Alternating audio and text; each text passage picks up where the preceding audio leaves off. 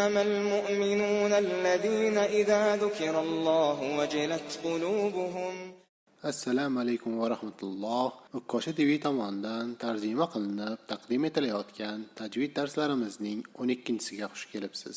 Ko'pincha Qur'on o'qiyotganimizda ba'zi oyatlarning ustida bizga notanish bo'lgan belgilar uchrab turadi. Shunday belgilarning ba'zilari haqida bugun sizlar bilan gaplashamiz.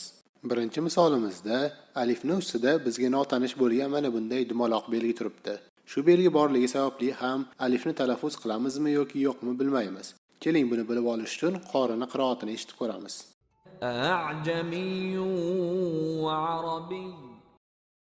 Mashhur qori Mishari al-Afasi bu belgini talaffuz qilayotganda uning o'rniga hamza talaffuzini qo'shdi va bu oyatni mana bunday o'qidi. A'jamiy. Bu qoidamizning nomi tashildir. Keyingi misolimizda bu oyat aslida mana bunday o'qilishi kerakdek ko'rinadi. Utuni. Lekin keling, aniq bilib olish uchun buni qori qanday o'qishini eshitib ko'ramiz. Ituni bi kitabin. Demak, bu qoidamiz oddiy holatlardan mustasno tarzda mana bunday deb o'qildi. Ituni. Bunga sabab arab tilidagi ba'zi grammatikalardir. Shu yerda bir narsani eslatib o'tmoqchiman. Oyatning yuqorisida turgan sonlar suraning va u suraning nechinchi oyat ekanini anglatadi.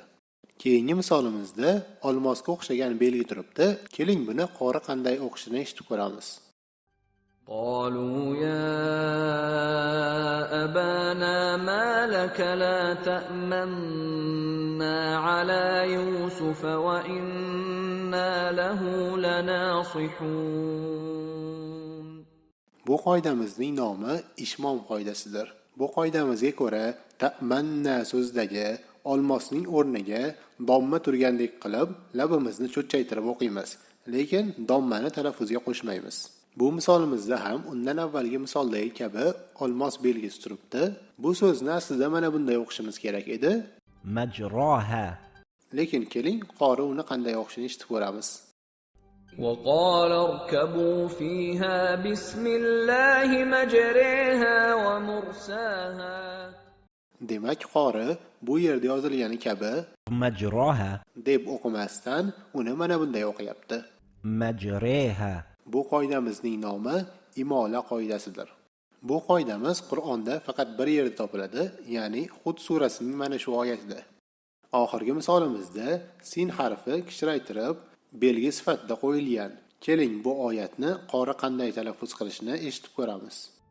قالوا يا ويلنا من بعثنا من مرقدنا هذا ما وعد الرحمن وصدق المرسلون. Bu qoidamiz sakta qoidasidir. Sakta belgisi qo'yilgan so'zda nafas olmasdan biroz to'xtab turib yana o'qishni davom ettirib ketiladi. Qur'onning faqatgina 4 ta surasida sakta qoidasi bor. Bular Kahf surasining 1-oyati, Yosin surasining 52-oyati, Qiyomat surasining 27-oyati va Mutaffifin surasining 14-oyatlaridadir. Belgilar haqida sizlar bilan gaplashmoqchi bo'lganlarimiz shulardan iborat edi. E'tiboringiz uchun rahmat. O'kkosha TV bilan qoling.